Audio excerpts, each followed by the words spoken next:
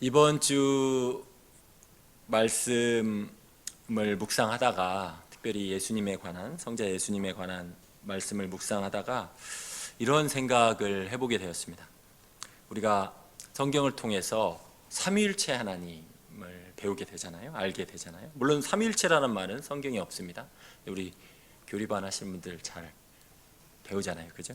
성부 하나님, 성자 예수님, 그리고 성령 하나님, 삼위일체 하나님이죠. 근데 그 삼위 하나님을 성경을 통해서 하나님께서 우리에게 알려주시는데, 놀랍게도 하나님께서 자신을 드러내시는, 자신을 계시하시는 말씀으로 주신 것이 다 관계적인 용어라는 거예요. 그렇잖아요. 성부, 성자, 관계에서만 사용될 수 있는 용어인 거죠. 하나님을 생각할 때에 능력을 먼저 떠올릴지 모르겠어요. 왜냐하면 태초에 하나님이 천지를 창조하시니라, 말씀으로 천지를 창조하신 하나님의 능력, 창조의 능력, 분명히 성경이 말하고 있고 너무나 중요한데, 근데 하나님은 관계를 중요하게 생각하신다. 사랑의 하나님이시잖아요. 그러니까 관계를 통해서 우리에게 사랑을 베풀기를 원하시고, 또 그러한 인격적인 교제를 누리기를 원하시는 하나님이라는 생각을 하게 되었습니다. 특별히 아들을 통한 사랑을 우리에게 보여주십니다. 삼위일체 하나님을 관계 중심으로 설명하는 그 하나님의 그 성경을 통한 계시를 생각하면서 하나님께서 우리에게 다가오실 때 우리가 충분히 이해할 수 있는 방식으로 인격적인 하나님으로 이렇게 우리에게 자신을 드러내신다라는 것을 생각해 보았습니다. 우리는 그러므로 성경을 통해서 하나님과의 그런 인격적인 관계를 누리는 것이 정말 중요합니다. 제 딸 찬미에게는 좀 미안한데, 어제 아침 성경 읽기를 하고 있는데 찬미가 우리 공동체 성경 읽기 하고 있잖아요. 근데 성경 읽기 하다가 뭐 다른 걸 띄워놓고 딴 거를 보더라고요. 성경 읽기 막 소리가 나는데. 그래서 제가 뭔가 했는데, 여기 뭐냐 하고 이렇게 얘기했는데, 그리고 다시 좀 주방 일 좀 하다가 다시 왔는데 다시 또 그게 있는 거예요. 이거 뭐지 하고 했는데, 제가 좀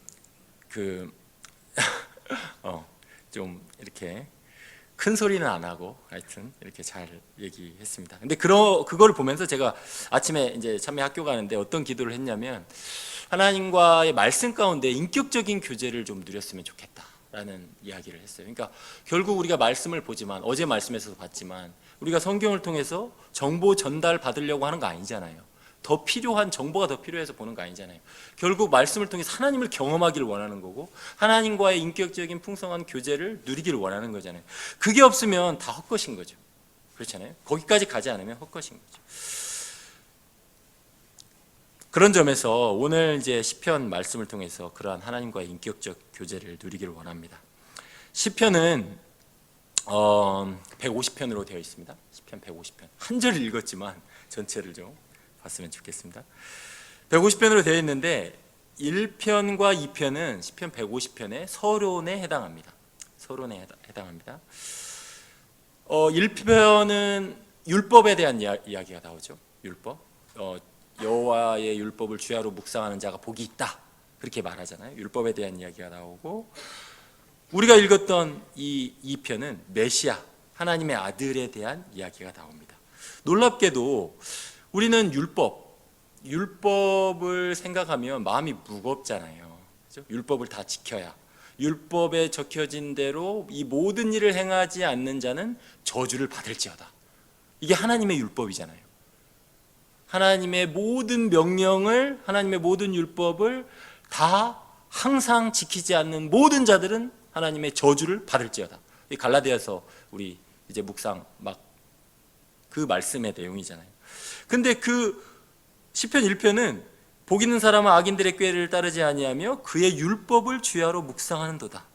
여호와의 율법을 즐거워하면서 그의 율법을 묵상하는 자들이라고 말하고 있어요. 여러분, 율법이 즐거우십니까? 율법이 즐거우십니까? 사실 이 율법을 즐거워하는 마음이 되려면 이 2편, 시편 2편에 있는 그리스도 안에서 이 하나님의 모든 율법이 다 완성되었다라는 사실이 전제되지 않으면 사실은 이거는 불가능한 거죠. 그렇잖아요. 이 연말 시즌을 맞아서 어제도 우리 정 목사님 말씀하셨는데 교회는 할 일이 많잖아요. 그죠? 교회는 할 일이 많습니다. 근데 이제 그 할 일을 이제 성도들과 함께 교회가 이웃도 섬겨야 되고 또 우리 다음 세대도 섬겨야 되고 또 어르신들도 섬겨야 되고 여러 가지 섬길 일들이 있는데 그러한 일들을 생각하면서 우리 성도님들을 만날 때에 그러한 일적인 얘기로 딱 이렇게 책임과 의무에 대해서 율법적인 얘기를 듣게 되면 마음이 어떻죠? 일단 먼저 부담이죠. 그렇잖아요. 어떻게 여호와의 율법을 지키고 순종하는 일들이 어떻게 기쁨으로 다가올 수 있겠습니까? 그렇잖아요. 그러므로 율법은 예수 그리스도 안에서 이 모든 것이 성취되었다라는 사실을 전제하지 않고는 결코 우리가 즐거워할 수 없다라는 것입니다. 그런 점에서 오늘 시편의 서론이 150편의 서론이 1편과 2편이라고 말씀드렸는데 짝을 이루고 있는 거죠. 메시아의 시가 짝을 이루고 있습니다. 이 시편에 오늘 읽진 않았지만 마지막 절에 그래서 이렇게 말하는 거죠. 그의 아들에게 입맞추라. 그렇지 않으면 진노하심으로 너희가 길에서 망하리니 그의 진노가 급하심이라. 여호와께 피하는 모든 사람은 다 복이 있도다. 이게 짝이 되잖아요. 그죠?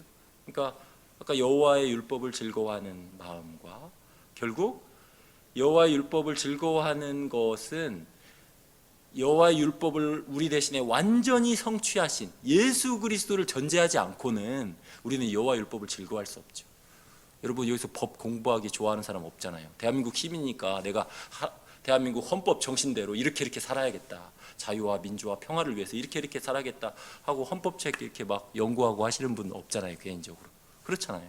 그런데 예수 그리스도 안에서 이게 성취되었고 그것을 누리도록 이게 내가 예수 그리스도 안에 있으니 그것을 누리도록 하나님께서 나를 예수 그리스도 안에서 그렇게 축복하신다는 것을 생각한다면 그 율법을 묵상하는 것이 즐거움이 된다고 말하고 있다는 것입니다.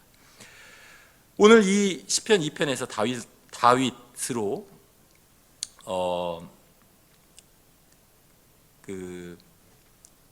이 신학자들은 이 시편의 저자가 다윗 왕으로 소개하고 있는데요. 다윗 왕은 자신의 대관식에 하나님께서 하셨던 말씀을 기억하여 말씀하고 있습니다. 다윗이 왕에 즉위하여 이제 왕좌에 있을 때에 사무엘하 7장 14절에 보면 이렇게 말하거든요.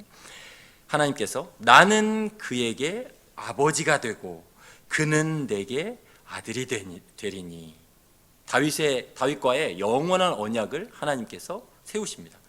그가 만일 죄를 범하면 내가 사람의 매와 인생의 채찍으로 징계하려니와 이렇게 말씀하시면서 하나님께서 다윗의 후손, 다윗은 메시아잖아요. 메시아, 기름 부음 받은 자. 신약적 용어로는 그리스도, 같은 말이잖아요. 그러니까 기름 부음 받은 자, 그 왕의 후손으로 오는 다윗의 후손으로 오는 너희와 너희에게 나는 아버지가 되고 그는 내 아들이 될 것이라고 하나님께서 다윗과 영원한 언약을 맺으시죠. 그런데 놀랍게도 이 시편 오늘 읽었던 말씀과 이 다윗과 맺었던 이 사무엘하 7장 14절의 다윗 언약의 이 말씀을 놀랍게도 히브리서에서는 연결시키면서 이렇게 말씀하고 있습니다. 히브리서 1장 5절에 이렇게 말하죠. 하나님께서 어느 때에 천사 중 누구에게 너는 내 아들이라 오늘 내가 너를 낳았다 하셨으며 또다시 나는 그에게 아버지가 되고 그는 내게 아들이 되리라 하셨느냐. 이 두 말씀을 연결하고 있죠. 그죠? 내가 너를 낳았다 오늘 말씀이죠. 그죠? 그리고 다윗에게 영원한 언약으로 주셨던 다윗의 언약, 그 약속. 결국 다윗의 아들의 아들 다윗의 자손으로 우리 신약 성경을 딱 펴면 아브라함의 자손, 다윗의 자손, 예수 그리스도의 계보라 시작하잖아요. 신약 성경이 그렇게 시작되잖아요. 그러므로 그 다윗 언약이 예수 그리스도 안에서 성취되는 것을 놀랍게도 신약 성경은 그렇게 보여주고 있다는 것입니다.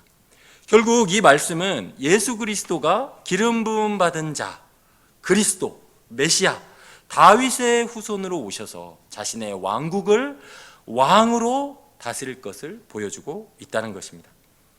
메시아 다윗을 통하여 다윗 언약에 약속된 그 후손들이 하나님과 아들 관계를 누렸던 것처럼 메시아 예수를 통하여 메시아의 새 언약, 예수님의 피로 세우는 새 언약에 참여한 우리들이, 하나님의 백성들이 예수님 안에서 하나님 자녀들이 누리는 모든 축복을, 예수님이 누렸던 그 모든 축복을 누리게 될 것이라는 놀라운 약속이 예수님 안에서 성취되었다는 것입니다. 할렐루야. 바울도 이러한 구약 성경과 신약 성경의 놀라운 성취를 이렇게 설명합니다. 바울은 특별히 이 지금 그 왕이 그 대관식, 왕좌로 취임하는 이 대관식을 예수님의 부활 사건과 연결시켜서 설명합니다. 사도행전 13장 33절에 바울이 이렇게 말합니다. 곧 하나님이 예수를 일으키사 우리 자녀들에게 이 약속을 이루게 하셨다 함이라. 시편 둘째 편에 기록한 바와 같이 너는 내 아들이라. 오늘 너를 낳았다 하셨고. 그죠? 그러니까 하나님이 예수를 일으키신 사건과 이 사건을 너는 내 아들이라 오늘 너를 낳았다라는 이 다윗을 통하여 다윗의 자손으로 오실 메시아를 예언한 사건을 가리켜서 이 부활 사건과 그 왕의 그 대관식을 연결시켜서 그렇게 설명하고 있다는 거죠. 그뿐 아닙니다. 로마서 1장 4절에서도 이렇게 말해요. 성결의 영으로는 죽은 자들 가운데서 부활하사 능력으로 하나님의 아들로 선포되셨으니 곧 우리 주 예수 그리스도시니라. 그러니까 그 왕으로 즉위되는 그 사건을 이 부활 사건으로 설명하고 있다는 것이죠. 물론 오늘 표현에서 2장 7절에 이렇게 말하죠. 너는 내 아들이라 오늘 내가 너를 낳았다 이렇게 말하는데 여기 낳았다라는 표현 우리가 조심해서 봐야 되는데 왜냐하면 교회사를 보면 이 낳았다라는 표현을 그 잘못 해석해서 이것 때문에 이단이 생겼거든요. 낳았다는 표현은 이런 말은 아닙니다. 없었던 것을 새로 창조했다 이런 말은 아닙니다. 그러니까 사실 단어가 달라요. 그러니까 창조해서 태초에 하나님이 천지를 창조하셨다라는 말은 바라라는 단어를 쓰는데 여기서는 얄라드 그러니까 나타라는 뜻이거든요. 이게 어디와 같은 말이냐면 우리 족보, 계보라는 말 쓰잖아요. 그 족보, 계보는 사실 뭐예요? 누가 누구를 낳고 그 말이잖아요. 그 나타의 명사형이 족보라는 뜻이거든요. 그러니까 사실은 여기서 낳았다라는 표현은 그 창조했다라는 말하고는 다른 거죠. 왜 이것이 중요하냐면 교회사 가운데 이것을 창조했다라는 표현으로 오해해서 예수님도 피조물이다. 하나님은 아니고 하나님과 인간 사이에 어느 정도 중간 지점에 있는 예수님도 피조물이다 이렇게 설명한 사람들이 있었어요. 예수님은 피조물이 아닙니다. 왜냐하면 골로새서 1장 16절 17절에 이렇게 말하죠. 만물이 그에게서 창조되되 그렇게 말하고 있잖아요. 하늘과 땅에서 보이는 것들과 보이지 않는 것들과 혹은 왕권들이나 주권들이나 통치자들이나 권세자들이나 만물이 다 그로 말미암고 그를 위하여 창조되었고 또한 그가 만물보다 먼저 계시고 만물이 그 안에 함께 섰느니라. 그렇잖아요. 만물보다 먼저 계셨고 만물이 다 그로 말미암아 나왔고 그를 위하여 창조되었다라고 말하고 있잖아요. 그렇죠? 그러므로 예수님을 피조물로 설명하는 단어로 이 구절을 갖다 쓰면 안 된다는 거예요. 그렇게 오해하면 안 된다는 거죠. 우리에게 예수님의 하나님의 아들 되심이 중요한 이유는 그분 안에서 우리도 동일하게 예수님처럼 그 자녀가 누리는 특권을 우리가 모두 누릴 수 있기 때문에 그 사실을 기억하고 우리의 삶의 여러 가지 순간마다 그 주님께 의지하고 나아갈 수 있도록 우리를 인도하기 때문입니다. 세례 요한이 소멸하는 불이신 하나님의 진노에서 피하도록 외쳤을 때에 예수님께 피한 자들은 다 그 안에서 보호하심을 받고 하나님의 자녀된 축복을 누리게 되었습니다. 그래서 시편 오늘 본문 마지막에 그의 아들에게 입맞추라, 여호와께 피하는 모든 사람은 다 복이 있도다, 그렇게 말하고 있는 거죠. 최근에 그 갈라디아서 우리 공동체 성경 읽기에서 묵상하는 바대로 율법의 정죄에서 피할 길은 오직 예수님께 피하는 그 길밖에는 없습니다. 우리는 하루에도 수없이 죄책감이 들 때가 있잖아요. 내가 해야 될 의무를 다 못한 거에 대한 죄책감이 들잖아요. 율법은 사실은 그 기능을 하거든요. 율법이 잘못돼서 그러는 게 아니라 율법은 너무나 거룩하고 완벽한데 문제는 뭐냐면 우리가 부패해서 하나님의 율법, 아버지로서의 책임, 엄마로서의 책임, 시민으로서의 책임, 직장인으로서의 책임, 성도로서의 책임, 하나님의 백성으로서의 책임을 다 못하잖아요. 율법이 계속 우리를 정죄하는데 그때마다 우리가 해야 될 일은 율법이 우리를 몽학선생으로 율법의 방망이로 우리를 두드릴 때에 어떻게 해야 돼요? 예수님께 피해야 하는 거죠. 그렇죠? 최근에 그 엘리야가 정말 하나님의 놀라운 일을 감당하고 그 바알 선지자, 아세라 선지자 850명을 다 죽이잖아요. 그죠? 하나님의 불이 떨어지게 하고 그 놀라운 하나님의 임재를 경험했잖아요. 근데 이세벨이 너 죽일 거야 하니까 어떻게 해요? 무서워서 도망가잖아요. 두려워서 도망가잖아요. 하나님 저 죽여주세요. 저 못 살겠어요. 그러잖아요. 그죠? 근데 하나님께서 하나님의 그 천사를 보내셔서 먹이시고 어루만지시고 물을 또 먹이시고 그렇게 하시잖아요. 그리고 이제 하나님의 산 호렙산으로 갔는데 그곳에서 하나님께서 이제 하나님의 임재를 나타내시는데 회복시키시려고. 근데 놀랍게 어떻게 하나님께서 자신의 임재를 보여주시냐면 처음에는 강한 바람이 지나가잖아요. 그리고 그 다음에는 땅이 흔들리는 지진이 지나가거든요. 그리고 큰 불이 또 지나갑니다. 그런데 그 모든 그 놀라운 세상을 흔드는 그 놀라운 그 상황 가운데 하나님이 계시지 않고 마지막에 하나님께서 세미한 음성 가운데 엘리야에게 말씀하시거든요. 놀랍게도 하나님의 그 강한 바람과 지진과 큰 불 가운데 엘리야가 숨었던 곳이 어디냐면 바위 틈입니다. 바위. 영어로 하면 락이잖아요. 락. 그죠? 그러니까 우리말로 하면 바위 또는 반석이죠. 반석 틈 사이에 숨는 거죠. 이스라엘을 가보면 거기는 다 그 바위질로 다 되어 있거든요. 그래서 그 무덤을 팔 때도 이렇게 바위를 파면 파져요. 이게 이해되시죠? 석회암으로 돼 있어서 이렇게 파져요. 그래서 그 안에 시신을 이렇게 안치하는 거거든요. 그러니까 그런 바위 틈들이 많은 거예요. 지진이 있고 큰 불이 있고 강한 바람이 있지만 어디 안에 들어가면 안전한 거예요? 바위 틈 안에 들어가 있으면 안전한 거죠. 그죠? 놀랍게도 엘리야는 그 바위 틈, 그 반석 안에서 안전을 보장받는다는 거죠. 우리의 반석이 누구십니까? 예수 그리스도시잖아요. 그죠? 예수님께서 하나님의 그 진노의 지진과 큰 불과 그 강한 바람을 다 맞으셨잖아요. 십자가에서 예수님 못 박혀 죽으실 때에 땅이 흔들리는 지진이 있었잖아요. 그렇잖아요. 온 땅에 어둠이 임하고 이 4m 되는 그 지성소와 성소를 가르는 천막이 위에서부터 아래로 찢어졌잖아요. 온 땅이 흔들렸잖아요. 그 하나님의 진노를 피해라라고 세례 요한이 외쳤을 때에 그 진노를 예수님께서 감당하심으로 예수님께 피하는 모든 자들은 다 구원을 받도록 복을 받도록 그렇게 하셨다는 그 복음을 우리에게 듣게 하신 거죠. 예수님께서 그렇게 죽으시고 3일 만에 부활하셔서 오늘 말씀처럼 하나님의 아들로 선포되셨다는 것입니다.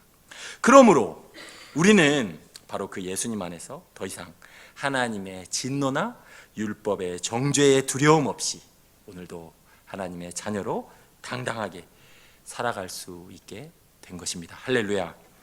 그러니 오늘도 하나님의 아들 메시아 예수 그리스도께 감사하며 그분께 피하는 복된 하루가 되기를 주님의 이름으로 축원합니다.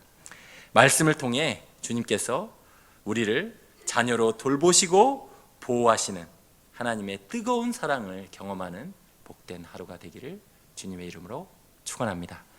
기도하겠습니다.